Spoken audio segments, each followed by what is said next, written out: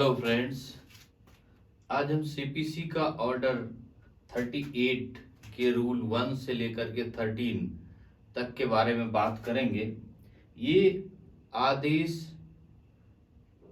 38 निर्णय से पहले गिरफ्तारी और निर्णय से पहले कुर्की कब की जाएगी इसके बारे में बात करता है। तो पहले इसके जो पॉइंट्स हैं, पहले जो इसके लॉ हैं वो है कि निर्णय से पहले गिरफ्तारी कैसे की जाएगी।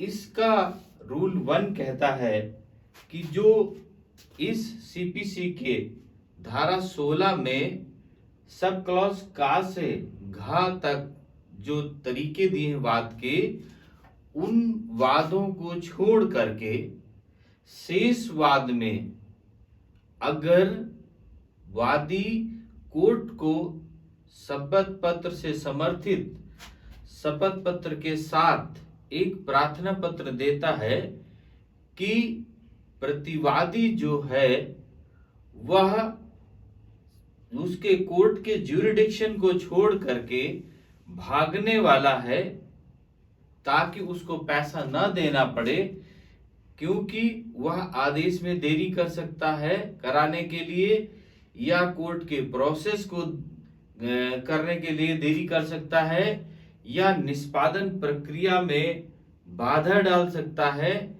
इस तरीके के कृत्य करने के लिए वह कोर्ट के ज्यूरिडिक्शन से बाहर भाग सकता है, भारत के बाहर जा सकता है या उस संपत्ति को बेकरे कर सकता है, उस पैसे को ट्रांसफर कर सकता है जो देना है। अगर ऐसा कोई शपथ पत्र वादी देता है कि वो ये सारे कृत्य प्रतिवादी कर सकता है, तो कोर्ट इसके लिए अगर सेटिस्फाइड है तो समन जारी करेगा या सीधे वारंट जारी कर सकता है।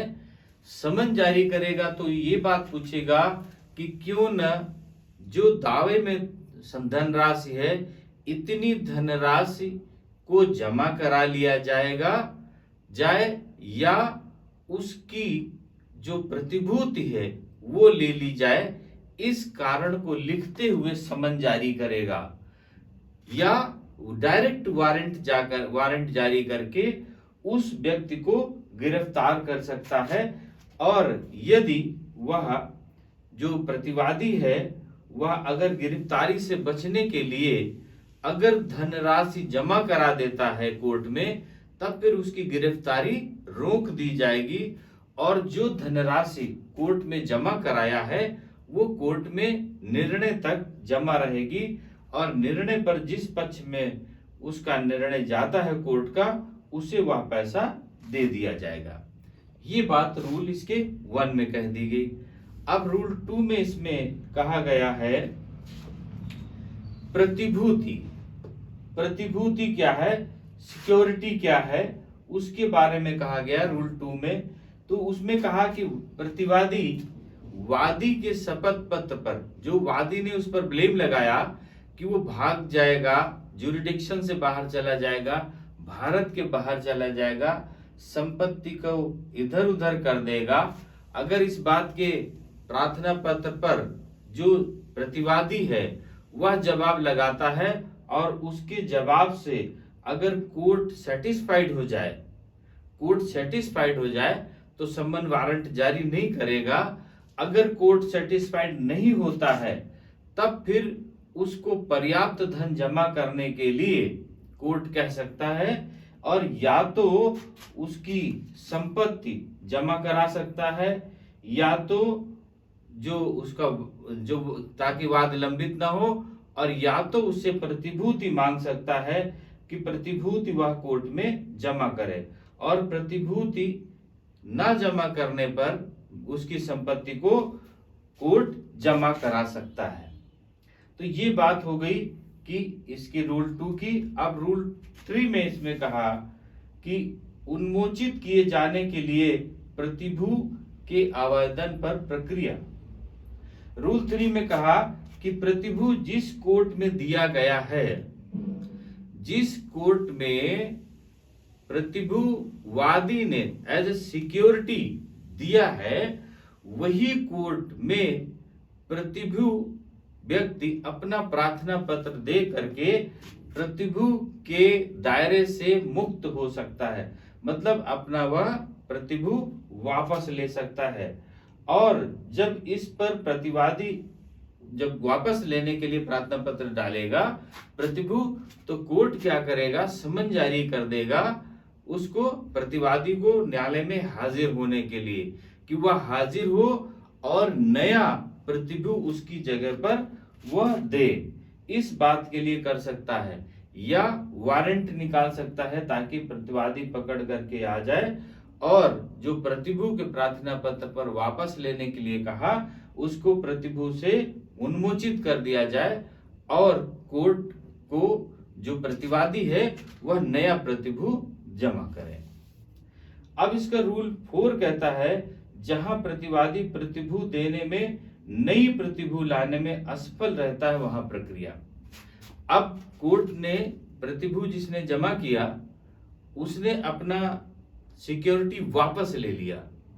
अब वापस लेने के बाद कोर्ट में अपोजिट पार्टी हाजिर है। अब कोर्ट उससे कह रहा है कि आपको नया प्रतिभू देना है, लेकिन वो नया प्रतिभू देने में असफल रह जाता है। अगर प्रतिभू दे दिया जाता है तो वो छोड़ दिया जाएगा, अगर नया प्रतिभू देने के लिए वह असफल हो जाता है, नया प्रतिभू नहीं दे पाता, रूल 2 and 3 में असफल हो जाता है, तो कोर्ट उसे कारागार में निरुद्ध कर देगी। मतलब कोर्ट उसे कहां भेज देगी, जेल भेज देगी। अब जेल में तब तक भेजेगी जब तक वाद का निर्णय नहीं हो जाता। लेकिन इसमें एक बात और कही गई कि उसे कोर्ट में 6 महीना से ज्यादा रखा नहीं जा सकता। तो अगर पहले वाद डिसाइड हो गया तो वो रिलीज कर दिया जाएगा। अगर वाद 6 महीने के बाद डिसाइड होना है तो उसे 6 महीना से अधिक जेल में रखा नहीं जा सकता। या अगर उसकी वैल्यू वाद की 50 रुपए से कम है तो उसे 6 सप्ताह के लिए ही अधिक से अधिक जेल में रखा जा सकता है। 6 सप्ताह के बाद उसे जेल में रखा नहीं जाएगा अगर उसकी वैल्यू 50 रुपए से कम है। तो ये तो बात हो गई कि गिरफ्तारी की बात, कि उसको गिरफ्तार कैसे कर सकता है कोर्ट निर्णय के पहले। अब रूल 5 से इन्होंने कहा कि निर्णय से पहले कुर्की कैसे कर सकता है। ये तो हो गया गिरफ्तारी, अब कुर्की कैसे कर सकता है। तो कुर्की में के लिए भी रूल 5 में कहा गया कि अगर वादी को यह विशेष रूप से ज्ञात है कि प्रतिवादी जो कोर्ट का ज्यूरिडिक्शन है उसको छोड़ करके चला जाने वाला है, या भारत से बाहर भाग जाने वाला है, या संपत्ति को बेच करके उसका पैसा लेकर के भागने वाला है, या जिस संपत्ति का कोर्ट में वाद चल रहा है उस संपत्ति के किसी भाग को बेच देने वाला है, अगर ऐसा उसके पास में है तो वह कोर्ट को प्रार्थना पत्र वाद पत्र के समर्थित में वाद पत्र के साथ में दाखिल करेगा। और कोर्ट को अगर ये संतुष्टि हो जाती है कि नहीं, जो वादी प्रार्थना पत्र दे रहा है ये वास्तव में सत्य है और प्रतिवादी उसको संपत्ति को बेच देना चाहता है या बेच करके भाग जाना चाहता है, तो फिर कोर्ट उसको संपत्ति को कुर्क करने की अपेक्षा की गई है। अगर वादी ने कहा कि इसकी संपत्ति को कुर्क कर लिया जाए या इसके मूल्य को, जो वादी ने दावे में किया है, मूल्य को जमा करा लिया जाए, तब कोर्ट अगर उचित समझती है तो यह आदेश दे सकती है कि क्यों न उसकी संपत्ति को कुर्क कर लिया जाए, और वादी को इसके बारे में एक नोटिस देती है कि यदि कुर्क ना की जाए तो उस संपत्ति के उतने मूल्य के बराबर उसको प्रतिभू दिया जाए। लेकिन अगर उसकी बात गलत निकलती है वादी की, जो कुर्क करने का प्रार्थना पत्र दिया है, तो संपत्ति कुर्क नहीं की जाएगी, संपत्ति की कुर्की शून्य हो जाएगी। अब रूल 6 इसका कहा है कि जहां वाद हेतु दर्शित नहीं किया जाता या प्रतिभू नहीं दी जाती वहां कुर्की। अब कोर्ट ने जारी कर दिया उसको समन कि आप संपत्ति को बेचने वाले हैं या जुरिडिक्शन से भागने वाले हैं, तो आपको यहाँ पर प्रतिवादी को क्या करना होगा कि वो प्रतिभू दर्शित करे।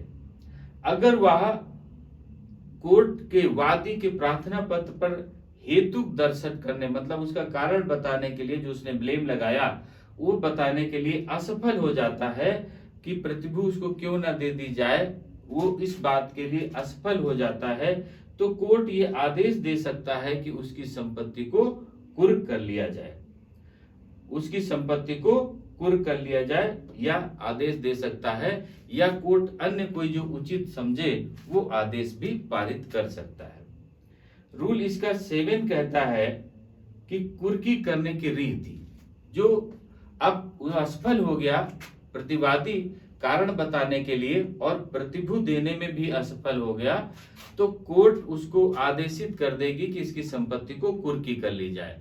अब रूल 7 में कहा कि कुर्की की रीति क्या होगी, तो जो कुर्की की रीति, जो इसके पहले जो कुर्की की रीति, जो डिग्री की निष्पादन में जो संपत्ति की कुर्की की रीति होती है, उसी रीति से इस संपत्ति की भी कुर्की की जाएगी। इसका रूल 8 कहता है निर्णय के पूर्व कुर्क की गई संपत्ति के दावे का न्याय निर्णयन। अगर निर्णय के पूर्व संपत्ति को कुर्क कर लिया गया, अब कुर्क संपत्ति पर दावा चलता है, कुर्क संपत्ति पर वो दावा अलग है, ये कुर्क संपत्ति के लिए जो संपत्ति कुर्क कर दी गई उसके लिए दावा फाइल कर दिया जाता है। तो इसमें कहा गया है कि अगर निर्णय के पूर्व कुर्क की गई संपत्ति पर कोई दावा न्याय निर्णय के पूर्व किया जाता है, तो धन के संदाय के लिए जो डिग्री की निष्पादन के लिए कुर्क की गई संपत्ति का दावा न्याय निर्णय के लिए चलता है, और उसी उपबंधित रीति से इसका दावा भी चलेगा। अब रूल इसका 9 कहता है प्रतिभूति दे दी जाने पर या वाद खारिज कर दिए जाने पर कुर्की का हटा लिया न जाना। अगर किसी प्रतिवादी की संपत्ति को कुर्क कर लिया गया और प्रतिवादी ने उतनी धनराशि जमा कर दी जो दावे में लिखित थी, या प्रतिभूति दे दी, या दावा में जो कुर्क किया गया वो दावा ही खारिज हो गया, तो जो कुर्क की गई संपत्ति है वो वादी की कुर्की से मुक्त कर दी जाएगी, कुर्की उसकी हटा ली जाएगी, चाहे वाद खारिज हो गया और चाहे उसने प्रतिभूति दे दी है। रूल 10 इसका कहता है निर्णय से पहले की गई कुर्की से ना तो पर व्यक्तियों के अधिकार प्रभावित होंगे और न विक्रय के लिए आवेदन करने से डिग्री वर्जित होगी। अब निर्णय से पहले जो संपत्ति कुर्क कर ली गई वह संपत्ति समझ लो कि क्षयशील है, मतलब नष्ट होने वाली है, और कोर्ट को ये पता है कि इस संपत्ति से जो दावा किया गया वह रकम जमा करा देना है, तो कोर्ट अगर उचित समझता है तो उस संपत्ति की बिक्री के लिए डिग्री का निष्पादन कर सकता है, यदि आवेदन करता है वादी। तब वादी आवेदन करता है कि जो कुर्क की गई संपत्ति वह क्षयशील है, या उसे कोई कारण लिखते हुए कि इस कारण की वजह से उसको विक्रय कर देना चाहिए, और कोर्ट उसका कारण उचित समझती है तो विक्रय का आदेश पारित कर सकती है। अब इसका रूल 11 कहता है निर्णय से पहले कुर्क की गई संपत्ति डिग्री के निष्पादन में पुनः कुर्क नहीं की जाएगी। संपत्ति की कुर्की एक बार की जाती है, अगर उसकी निर्णय से पहले संपत्ति की कुर्की कर ली गई ऑलरेडी, तब निर्णय के बाद उसमें कुर्की की कोई आवश्यकता नहीं, क्योंकि कुर्क की गई संपत्ति ऑलरेडी न्यायालय के पास में है। तो अब ये इसमें रूल 11A कहता है कुर्की की लागू होने वाले उपबंध। तो कुर्की में वही उपबंध लागू होंगे जो निष्पादन या निर्णय के बाद में कुर्की में लागू होते हैं। वही नियम 11 जो है वही उसी के आधार पर उसमें कुर्की के नियम लागू होंगे। रूल 12 इसका कहता है कृषि उपज निर्णय के पूर्व कुर्क नहीं होगी। रूल 11 में कहा कि बाकी संपत्ति तो कुर्क की जा सकती है, लेकिन जो फसल बोई गई है उसको निर्णय या उसको पहले कुर्क नहीं की जा सकती। निर्णय के पहले कुर्क नहीं की जाएगी। जो फसल है, जो फसल खेत में खड़ी हुई है या जो खलिहान में है या जो खेत में पड़ी हुई है, उस संपत्ति की कुर्की निर्णय के पूर्व नहीं की जा सकती। रूल 13 इसका कहा, लघुवाद न्यायालय स्थावर संपत्ति को कुर्क नहीं करेगा। लघुवाद न्यायालय जो है उसका ज्यूरिडिक्शन नहीं है कि वह संपत्ति को कुर्क कर सके, इसलिए इसका रूल 13 कहता है कि जो लघुवाद न्यायालय है उस संपत्ति की कुर्की नहीं करेगा। तो इसमें रूल जो ऑर्डर 38 था कि जो स्थावर संपत्ति है, जो रूल इसमें जो स्थावर संपत्ति है उन संपत्तियों के लिए निर्णय से